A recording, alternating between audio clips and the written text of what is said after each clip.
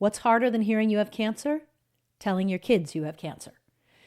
Because the moment you tell them, you know you can't protect them. But here's the truth. Silence will make them feel even more scared and powerless. In today's episode, we'll show you how honesty, capturing small moments, and fostering connection will keep your kids feeling safe, even when cancer feels anything but. My son Benjamin grew up hearing all about cancer. It's part of our family story. So when I was diagnosed while he was home for winter break, he knew what it meant. He trusted me when I told him what would happen, and he chose every day to call me. Just check in, share things that were happening at school, and it became a happiness tripwire. Proof that love and life carry on. If you're a parent facing cancer, this episode will help you talk to your kids with courage, create moments of normalcy, and remind everyone you're a family first. And together, that's how you kick cancer's ass. Hi, Ben. Hey, Mom. So take me back to the moment where you found out I had cancer. You were going to be thousands of miles at school. What was going through your mind in that moment? Me, my brother, my sister, we were all home. It's hard to get all five of us under the same roof because we're all over the place now, but it was wonderful being home. We had our normal family dinner. I remember being able to tell something was off because there was supposed to be a lot of excitement. Mom is having a huge surgery, which is nerve-wracking, but it pretty much would eliminate the risk of cancer, of breast cancer specifically. Um, and Aunt Heather was there too. So you, Dad, and Heather walked into the kitchen. Me, Taylor, and Ariel just sat around, kind of talking, being siblings, having a good time. And then you came out, and it was a very serious look on your face. You sat down, you said, "Hey, kids, I want you to be aware and I want you to hear it from me. I'm not having my surgery tomorrow. And the reason being is I was just diagnosed with stage 2 cancer." And that just kind of hung in the air.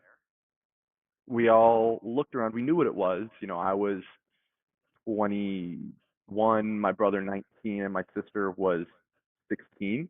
So we all had an understanding of what's going on, but the gravity of it kind of hung around in the air. So in my brain, I had the moment of, oh my God, is mom gonna be okay?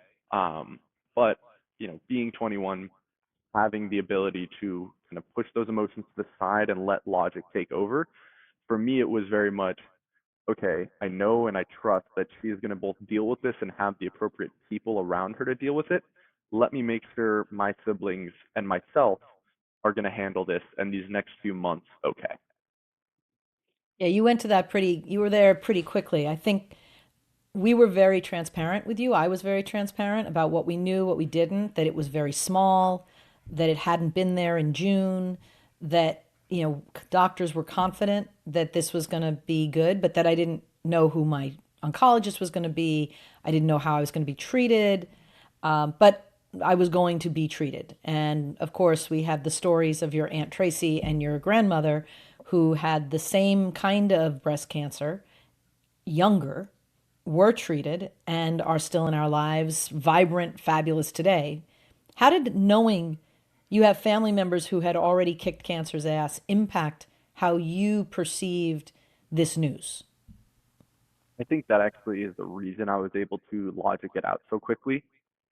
I trusted you. I knew you were going to be okay. I knew this might suck and it's really unfair and unfortunate. You can't, like I said, it just sucks, but I knew you were going to be fine because we've seen it. This is not new to our family, unfortunately. And because of that, because we were looking for it, we knew what to expect.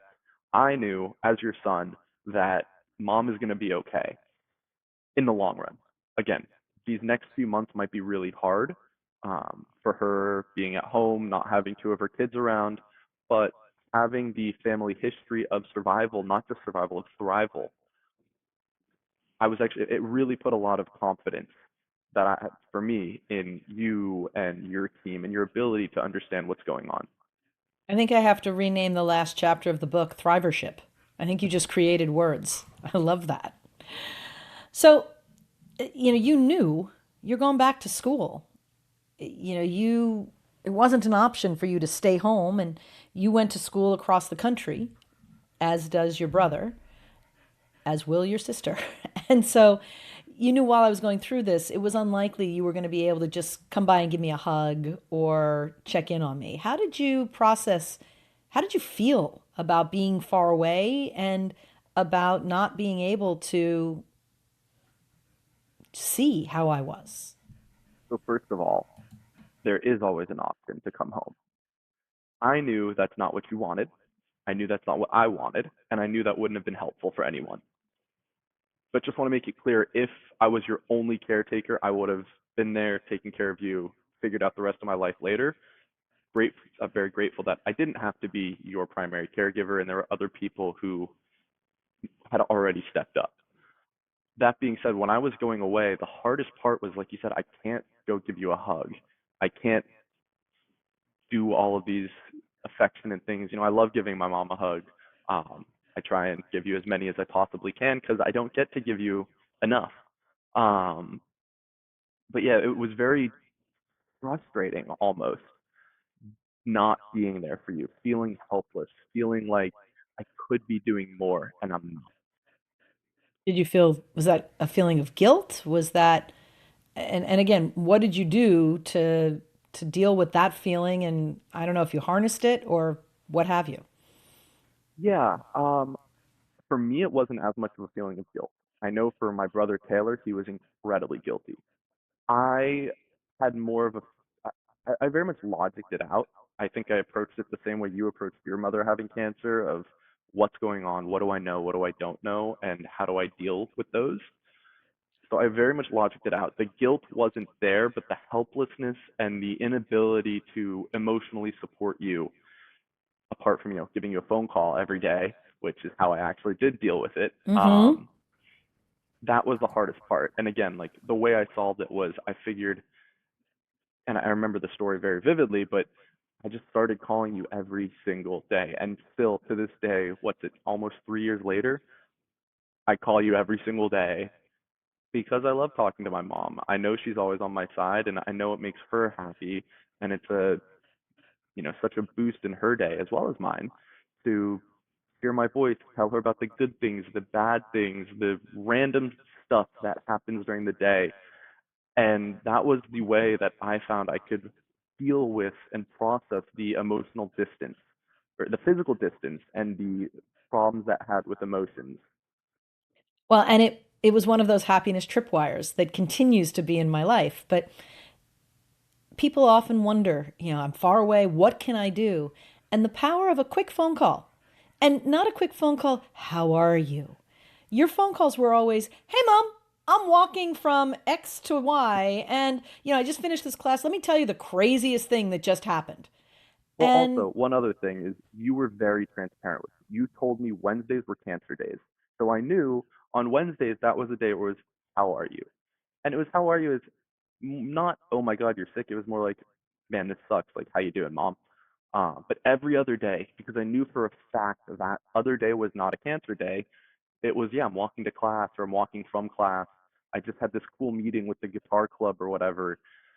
Chabad's going great. I spoke with the rabbi about this and that. And every other day, every day that had nothing to do with cancer, I didn't even mention it. I didn't even think about it because that's not in my thoughts. I didn't think that's what you wanted. I don't think anyone wants that. The less time we spend in cancer land, the better. And so it was a burst of happiness. It still is, right? A quick call, not long. Sometimes they're long, but not long. And just knowing we get to hear each other's voice and stay connected. Yeah, And for and it's me, you know that it's lifted me great. up. It's great. We all have these phones. We're all candidly addicted to these phones. Why not use this for good? Why not use it for something that just is a happiness tripwire for myself as well? Right. Right. We all deserve to trap happiness all through our day, every day of our lives.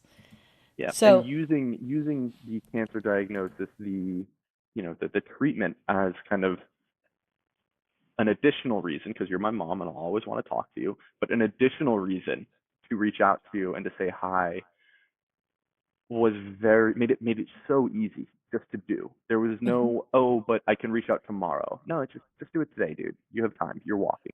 Do it. That's beautiful. Just do it. Do it today. You have the moment. Now, you mentioned Ben or Benjamin that you and your siblings dealt differently with this. Can you describe what it looks like? Because I think a lot of families struggle with the fact that kind of everyone handles scary news differently. And judging those differences or not having empathy and understanding those differences can create tension when the family needs to come together. So, how Yeah. did you process those differences? So first off, my both my parents, my mom and my dad, have a like to say that I was born to be an older brother, and I don't think there's any story that exemplifies it better than this one because, like I said, I processed your cancer diagnosis like that. I knew my brother was just going right down. I'm guilty. I shouldn't. I need to be there for her. And we talked about it later. But I also knew my sister was looking at this as, oh my God, this is going to be me at some point in my life.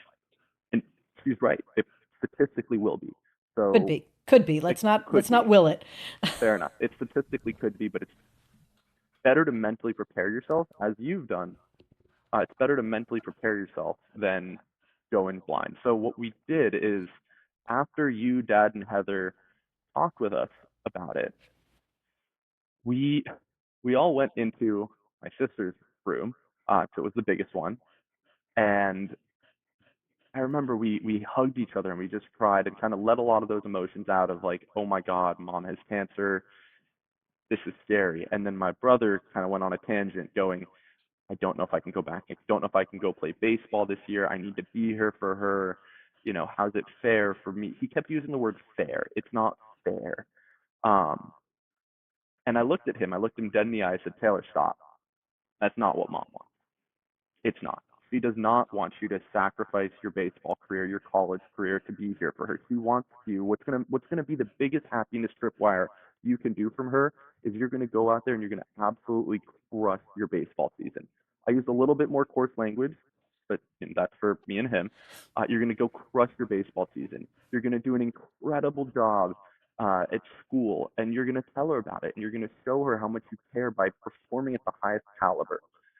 My sister was a little different because she was here. She was the only one who was there through the whole thing. And for her, it was more, I call her sweetie.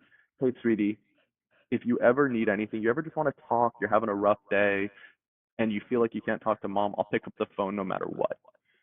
This is not something that you have to deal with. This is something that mom and dad and their support system, their friends will take point on. And yes, you're going to be there. She's going to need maybe more from you. But at the end of the day, you're her daughter. Remember that. You're not her caregiver. So be her daughter. Go get into Michigan. Go play your lacrosse season. For me, as the older brother, I really tried to redirect their attention from mom's cancer to what do each of them individually enjoy and get what can give them a happiness tripwire that simultaneously gives you your happiness tripwire. So for me as an older brother, that's how I dealt with the sibling differences, is really trying to personalize how I was communicating with them and what they needed to hear at that given moment. And I actually know this was true, and I did this right because you and I talked about it like a day or two later about Taylor specifically. And tears running down our faces. You looked at me, nodded your head, gave me a big hug, and went, "Damn right, damn right." I'm like, "Yep." Hmm. Yeah, no, you were reinforcing what I wanted, and I appreciate that we were in alignment, and then I reinforced with them. I actually think I made a overcorrection with your sister because I didn't want her to feel like a caregiver at all, and I worked very hard to insulate her from that. And afterwards, she said, I felt bad. I felt like you didn't feel like you could trust me to help.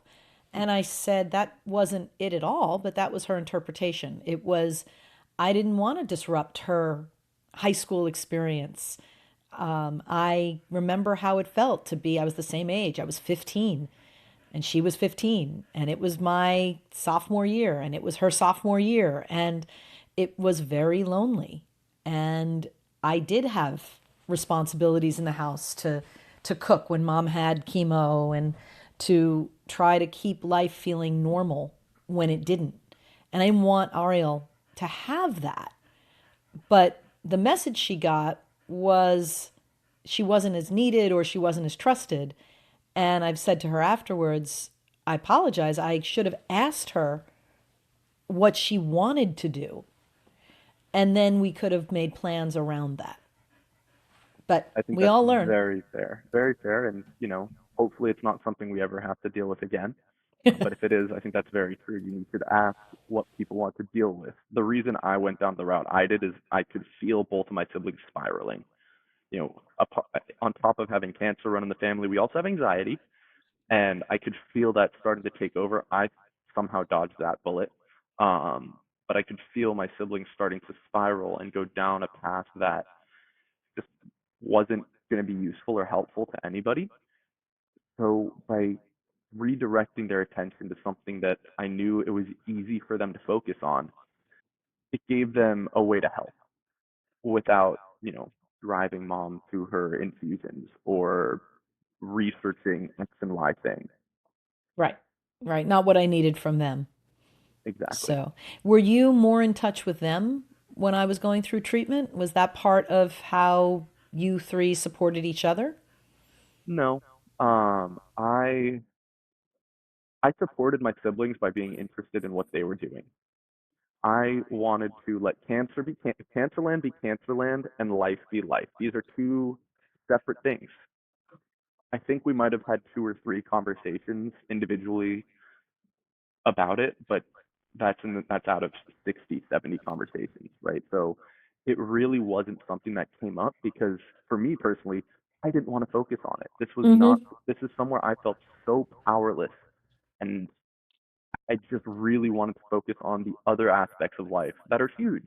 Getting a job, getting into college, playing baseball, these parts of our life that feel so important because they are important, that I have control over, that Taylor had control over, and Ariel had control over, versus cancer, which is just something no matter what we do, we don't have control over. That's a very balanced and mature way of looking at it. And I think where I was going is you do talk to your siblings a lot anyway. And so during my treatment, you kept talking to them a lot. Of course. I mean, gratefully, my parents cultivated a very strong sibling dynamic. My dad always would say siblings stick together, um, and we do. It's true. Like I said, when mom got her diagnosis and we were all in the room, first thing we did is physically stick together, give each other a big hug, let the emotions out, cry with each other, and then we sat down on the bed in the beanbag chair and talked. And then that was the biggest time we talked about the cancer and how to deal with it. But we continuously just kept talking and being siblings with each other. There's two people in this world who know exactly what it was like to be raised in the Kaufman household in Burlingame. That's Yeah, it. although there's a few others who have some theories. That's true. But you know, I do. Okay, so Ben, you're part of a three-generation cancer legacy, right? That's a lot of history to carry. How is watching these different experiences? You've heard about your great grandmother, you've heard and seen your grandmother's, you've seen some with your aunt and mine. How has it shaped your own relationship with fear, health, and what you want your future to look like? yeah, that's a great question. The first one is I am actively trying to get genetics tested to know if I have BRCA1. I'm not as big of a risk compared to a woman, but it's more for my kids when I eventually inevitably have them. Is this something I should know that I might be passing on? That was one of the biggest ones. The second one is I want to do whatever I can to figure out this disease. Breast cancer affects millions of women worldwide every single year, even more families every single day. So, I mean, you brought it up earlier. When I was in seventh grade, I did a fundraising project, a Sadaka project more specifically, and I chose my cause to be Bright Pink. They are a breast cancer research institute, and they were making groundbreaking strides in breast cancer research and awareness. And for me, that was how I could help. I'm 12, 13 years old. I don't really know what I'm doing, but I know there are people out there who do know what they're doing. And so having this generational cancer knowledge enabled me to focus on what mattered to me and my family, and that is understanding this disease and hopefully eradicating it. Well, and I think I say knowledge is power. So we had knowledge that, this is not necessarily a terminal diagnosis. In fact, most of the time, some well into the high 99, 90 percentiles, it isn't. And so you can approach it as a problem to be solved. Now, I've had guests on who they're stage four and it is never going to be gone. And they too are focused on living their lives. I think the message is we need to focus on living our lives and deal with whatever's in front of us, but savor life, enjoy life. That's the exact message I had for myself and my siblings in the room right after we found out. It was live. Well, do you find that philosophically, like I'm way past treatment, is that impacted how you approach your life today? I've always been a happy guy. I've always been pretty focused on life. So I don't think the cancer diagnosis per se had anything to do with that because that's who I am. I celebrate the little things. When something good happens, I tell the people who I care about because I know they're going to get excited about it. Even if it doesn't affect them at all, they're happy that I'm happy. So the cancer definitely made it easier to focus on living and sharing the small things, the little victories, but it wasn't the overarching reason why I started living my life to the fullest. I had been, I took a gap year for example, between high school and college. I'm a huge advocate of taking advantage of the opportunities that present themselves, which is synonymous with go out there and live. Beautiful. Now you mentioned when you talked about being back at college that you sat and talked with your rabbi. Did you find that your faith or your relationships in the Jewish community, did that give you additional strength or focus, or was it just another thing? Yeah, this is actually a topic I think about a lot because I run a Torah study here in Austin now, and I've been rapping to fill in when I was in college every single day, and I try and do it with frequency here in Austin.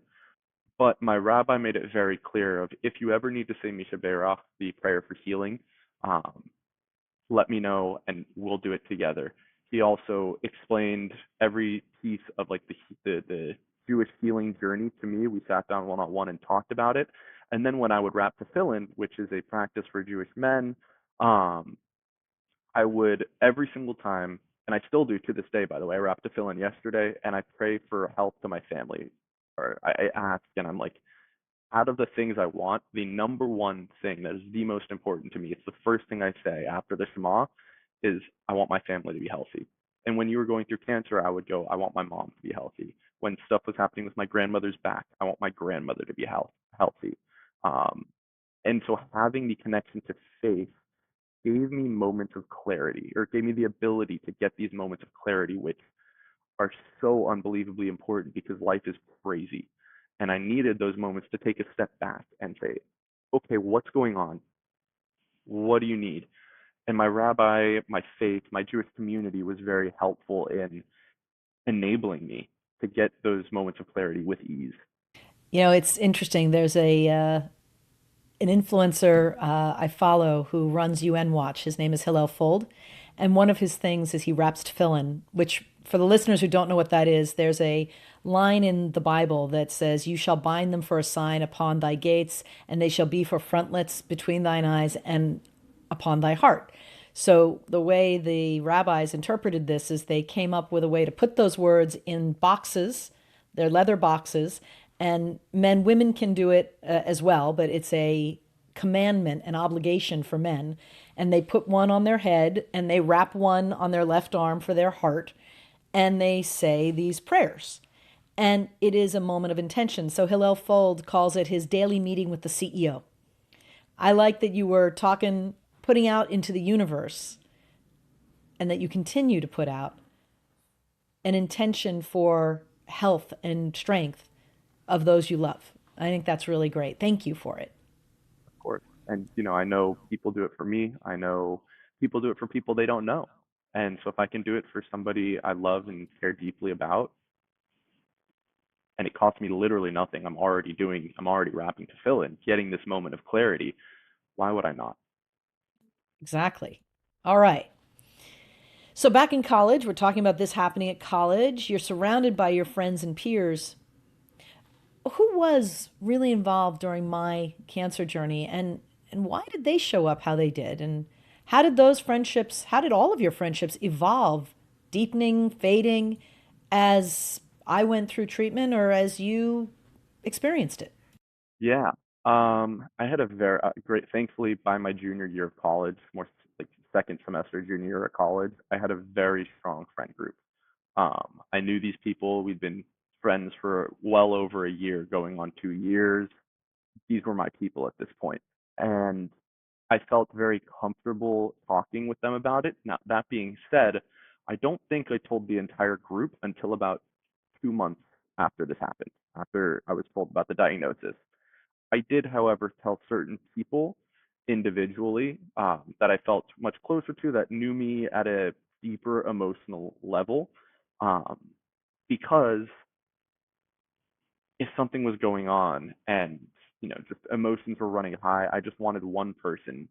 I had two at college that I could really talk to, but I wanted at least somebody who I can go to and just kind of fetch to, vent, like let it out, and all of them to say is, "That sucks, man," and they'd give me a hug, and then we'd kind of transition to something else. So for me, I very intentionally picked out certain people who I knew fully understood me at very, very deep levels emotionally, um, and would be able to facilitate giving me the treatment, so to speak, I needed for my emotional woes.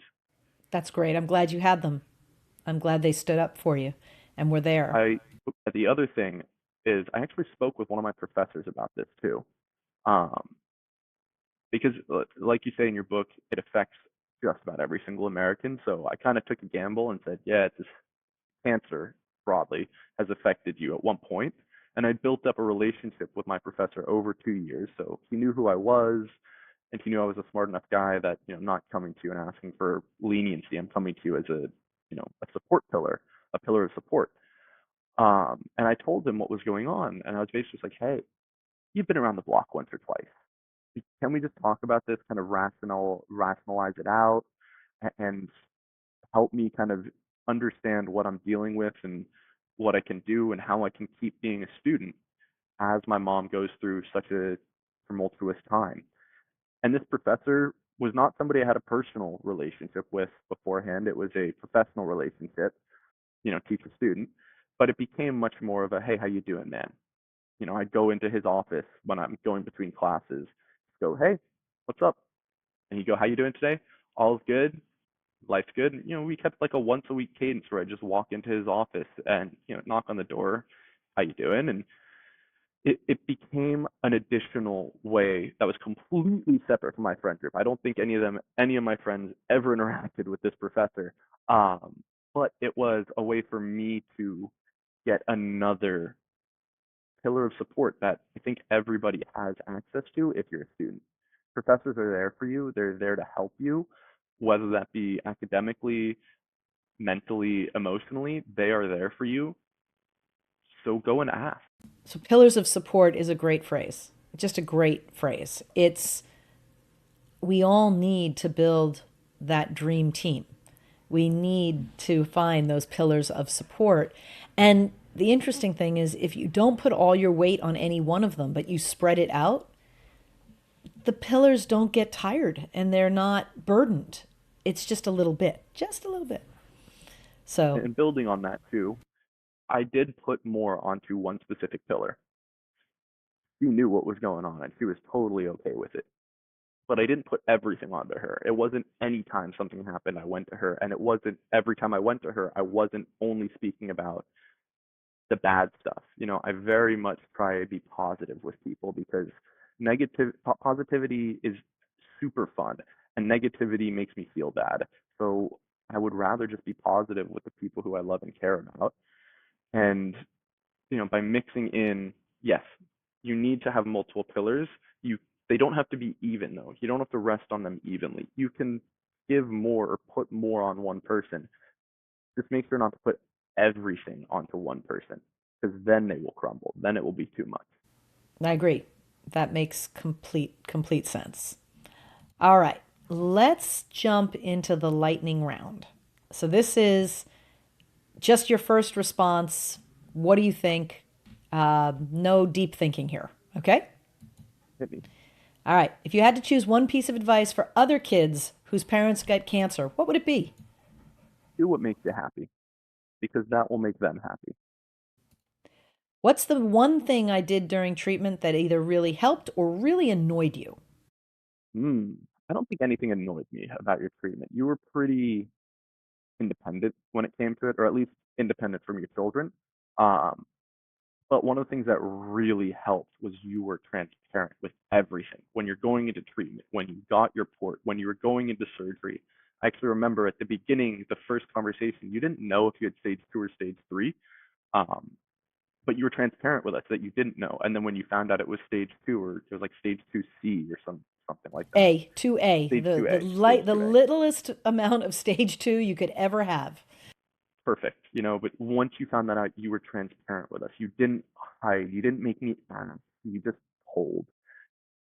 And you told it, and there was, by the way, there was no room for argument or discussion or what are we doing. You said, this is what's going on. This is how I'm dealing with it. I want you to know. And that was very helpful because it gave me the peace of mind that she's dealing with this. I didn't have to think about how is mom dealing with cancer. Well, and you didn't have to wonder if there was something I wasn't telling you. Yes, absolutely. Okay. How has our family's cancer experience changed the way you think about health and taking care of yourself? Preventative screening. You got to know whether you like get tested for any sort of genetics, get tested for any diseases. Just know, like just know, because if you know, you can look for it. If you don't know, you might be able to look for it. You might get lucky, but why not just know? It takes so little. The difference in the amount of effort you will put in if you know versus if you don't know. Because if you know, you have to put in the effort of figuring it out, which isn't that much effort, and then looking for it. If you don't know, you're right. There's no effort at the beginning, but then once it happens, you have to put in a ton of effort. So my family's history with cancer, history with these genetic mutations that lead to disease, has very much put an emphasis on know what's going on inside your body.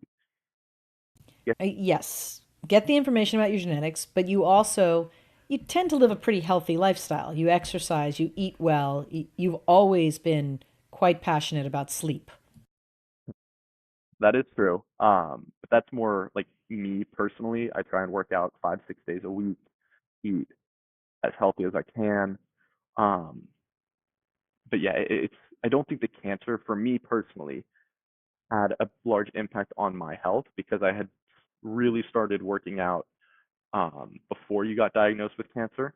Um, it was very much like the cancer diagnosis was very much okay, open your eyes, figure out what's going on inside of you, and maintain living a healthy life. Don't sacrifice your health for an emotional state, even if you are in a bad emotional state. And I've been there.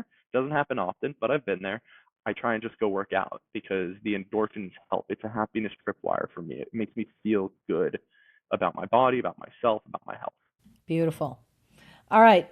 So you mentioned who was your one person during my treatment, the one person you could talk to when you needed to process what was happening. Yeah, she's my adoptive younger sister. So like I said earlier, I was born to be mom and dad say I was born to be a big brother, and I very much agree with it. I kind of adopt siblings wherever I go, where people look up to me like I'm an older brother, and I love that. I'm fine to be a role model. I try to work my best to be a positive role model in almost every aspect of life. It's hard work, but the one person was somebody who I hadn't lived with, but I'd lived above, and she spent a lot of time in my apartment because we were really good friends. Um, and we were very close. We were very similar people as well, from a how we process things and like how we interact as friends. We were very similar, so it made it easy to reach out and say, "Hey, this is going on. Don't really need anything from you right now. I just want you to know that this is going on." And once she heard, "I don't really need anything from you," she was very much like, "Got it, cool, here for you. Let's That's move on." awesome. And that was exactly what I needed. Okay. Last one. of the lightning round, because I have another bigger question. What's your advice for how families can kick cancer's ass together? Transparency, one word. Whether your kid is 30 with their own wife and kids, whether they're 4 years old and wondering why the heck mom is running around, be honest with them. Kids are smart. We're going to figure it out. If something's wrong, we can feel it. Like I said, before you even told us at that dinner, I knew something was off. I couldn't tell exactly what. My gut did actually tell me she might have cancer because why else would we be pushing this off? But you have to be transparent. Otherwise, we're going to speculate. And speculation is horrible because then we're going to be sending you stuff. And you don't want to be sent random stuff from your kids. And we're not going to know about your treatment. And we're going to spend more time, more and more time thinking about your treatment and less time thinking about my life and what I can do to be happy and how that makes you happy. It's a little selfish, honestly, but I think as a kid, and having the relationship with you and the honesty we have, I know that you get a lot of happiness out of my happiness. So being a little selfish actually made you happier. Yeah, it was a wonderful distraction to drop into your world.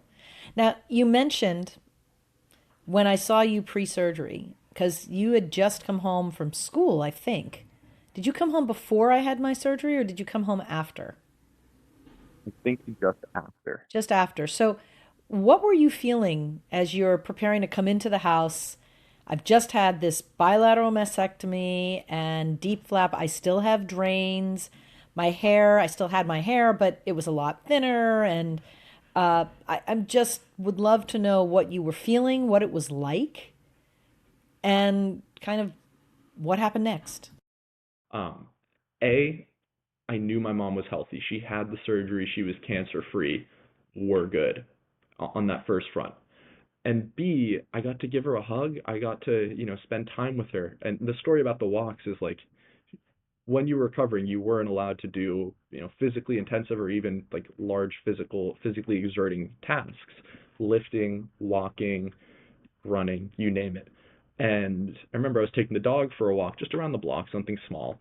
And you come kind of like with your little walker thing, Ben, let's go. And you were just so needing to get out of the house. And I actually talked to Dad. I went, hey, what's the deal? Like, is this okay? And he said, yeah, just if she gets tired, go back, just be aware, be a little more conscious. But the overall feeling when I came home, when I came back into the household, wasn't fear. It wasn't shock. I was so relieved that you had your surgery finally. It had been 8 months, more than that if you count. Well, okay, 4 months plus all the time preparing and talking about it beforehand. We can argue it was 40 years in 4 months. Yeah, but like I was so relieved to come home, to spend time with you, to be around my family, to give everybody a hug, um, that I wasn't thinking a bunch about this cancer. I was thinking more about, okay, yeah, mom has some drains. She has her little belt thing with her pouches. Um, if she wanted dinner cooked, put me in, coach. Um, I would do what I could to make her life as easy as possible when I was home, and I did feel a little guilty. Um, so yeah, that's kind of my general reaction was relief. I didn't know that. That's awesome. All right. Well, Benjamin, this has been awesome. I just got to be on a podcast with one of my favorite people, and I really appreciate your willingness to share your experience, your perspective. I know it's vulnerable to talk about someone you love and someone you love going through something kind of awful. And when that person is your mom and you're trying to figure out your own life, it's a curveball. And your approach was very empowering to me. So, your story reminds everyone that cancer, it creates stress, but it also creates opportunities for families and for community, for people to support each other. It reminds us to express how important we are to each other. And you, my dear, are very important to me. I love you and thank you so much for sharing how you kick cancer's ass. Thank you so much, Mama. I really wanted to do this because every mother naturally has a child, and it's not something that I ever really see talked about is how a kid deals with cancer. You talked about it in your book a little bit, but if there are kids out there that are having a tough time dealing with this, processing it, like I want them to understand that it's natural to feel that way. Everybody does. And there are ways you can help your parents by just living your life. That's a beautiful message. And I felt that way too when I was a kid. I think it's important to know, Ben, you didn't need it, but there are support resources for the children of cancer patients. I spoke at a nonprofit cancer care point, and they provide it. Charcheret provides that. I believe the City of Hope and UCSF have support groups for the children of cancer patients. And you don't have to be the child of a terminal cancer patient to reach out for support. You just have to be someone's child who's going through cancer. With that, that's the end of this episode of Kicking Cancer's Ass. And hope that you never face cancer, but if you do, you have the knowledge, power, and strength. If you want to support the podcast, share it, rate it, review it, and join our newsletter at kcapodcast.com. The only way we get support for the podcast is through subscribers to the newsletter. So please join us. We promise you every week insights on how people are kicking cancer's ass. It will change the narrative about cancer. See you soon.